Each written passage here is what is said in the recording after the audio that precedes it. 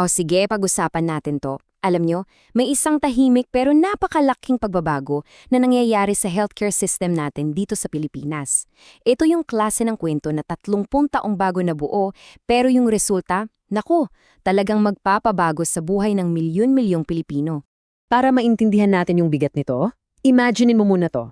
Isa kang nanay, nakatira sa isang malayong-malayong barangay, tapos yung anak mo, 3 araw nang may lagnat. Yung bawat pag-ubo niya, bawat pag-init ng noo niya, ramdam mo yung kaba, yung takot na hindi mo may paliwanag. Ang problema, ang pinakamalapit na doktor, ilang oras pa ang biyahe, at yung pamasahe, katumbas na halos ng budget nyo para sa pagkain sa isang buong linggo, pera na sa totoo lang ay wala ka. Ito yung naging mapait na katotohanan para sa napakaraming pamilyang Pilipino sa loob ng maraming dekada. Isang mahirap at magastos na paglalakbay para lang makuha ng basic na medical attention. Pero paano kung biglang magbago ang lahat? Paano kung yung mahabang biyahe nyon hindi mo na kailangan gawin? Paano kung yung doktor na mismo ang nasa komunidad ninyo? Well, dito na nga pumapasang ang isang makasaysayang tagumpay na 3 dekada nating hinintay. 0. Uulitin ko ha. 0. Ito na ngayon yung bilang ng mga munisipyo sa buong Pilipinas na wala ni isang doktor. Tama yung narinig nyo. Mula sa daan-daang mga bayan noon, ngayon, wala na. Sa kauna-gunahang pagkakataon sa kasaysayan ng bansa, bawat isang munisipyo, gaano man kalayo, may doktor nang nakatalaga. So paano ba natin narating itong 0? Hindi to magic ha. Isa itong mahabang paglalakbay na nagsimula pa noong 1993 sa pamamagitan ng programang Doctors to the Barrios o DTTB. At pagkatapos ng 30 taon ng tuloy-tuloy na trabaho, nitong 2025 lang, sa wakas, naabot natin yung milestone. At para patunayan na seryoso talaga to, nitong 2026 lang, nagkaroon ng pinakamalaking deployment sa kasaysayan, 270 bagong doktor sa iisang batch lang. Ano nga ba itong Doctors to the Barrios? Sa madaling salita, programa ito ng gobyerno na naghahanap, nagsasanay at nagpapadala ng mga doktor doon sa mga lugar kung saan sila pinakakailangan. Alam nyo, simple lang yung konsepto pero napaka-powerful. Imbis na yung mga tao ang piliting lumapit sa serbisyo, yung serbisyo na mismo ang inilalapit sa kanila. Okay, so may doktor na. Pero teka, sapat na ba yun? Kasi para maging efektibo ang isang doktor, kailangan niya ng suporta, kailangan niya ng tamang gamit at pasilidad.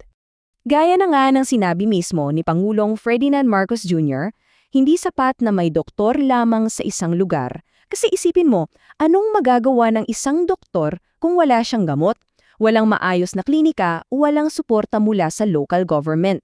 Kailangan talaga ng isang buong sistema. At ito yung 4 na haligi ng diskarte ng gobyerno. Hindi lang basta pagpapadala ng doktor, kundi, number 1, sabay sa pag-deploy. Number 2, ina-upgrade yung mga health facility. Number 3, binibigyan sila ng sasakyan para sa mga pasyente. At number 4, dinadalhan sila ng mga mobile labs para sa diagnosis. Hindi to hiwa-hiwalay na solusyon, isa itong kumpletong healthcare ecosystem. At hindi to drawing lang ha. We're talking more than 3,000 health structures sa buong bansa na na-upgrade na. Grabe, seryosong investment yan sa infrastruktura ng kalusugan.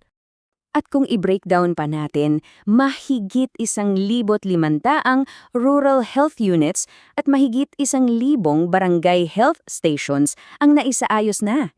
Isipin nyo, para sa isang komunidad na dati-rati baka sa masikip at madilim na kwarto lang nagkokonsulta, sobrang laking pagbabago nito. Ngayon, pag-usapan naman natin yung puso ng lahat ng ito. Siyempre, yung mga doktor mismo. Sino ba sila? Imagine, bagong graduate kang doktor. May 200 sa harap mo. Pwede kang magtrabaho sa siyudad, sa mga magagandang pribadong ospital kung saan mas malaki ang kita. O pwede mong piliin ang Doctors to the Barrios, maglingkod sa mga pinaka-nangangailangan. Yung 290 na bagong doktor na yon, pinili nila yung pangalawang landas, isang tunay na misyon ng serbisyo publiko. At para maging malinaw, hindi ito one-way street ng sakripisyo.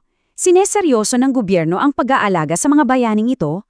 Meron silang sweldong halos 100,000 piso kada buwan, mga benepisyo tulad ng hazard pay at suporta pa mula sa LGU. At higit sa lahat, may libre pa silang Masters in Public Management. Investment ito hindi lang sa komunidad, kundi sa kinabukasan din ng mga doktor na to. So, meron na tayong sistema, meron na tayong mga doktor. Ano na ngayon yung totoong epekto nito sa buhay ng ordinaryong Pilipino? At dito talaga yung pinakaimportante sa lahat. Sabi nga ng Pangulo, kapag maayos ang kalusugan, mas gumagaan ang buhay araw-araw. Kasi totoo naman, 'di ba?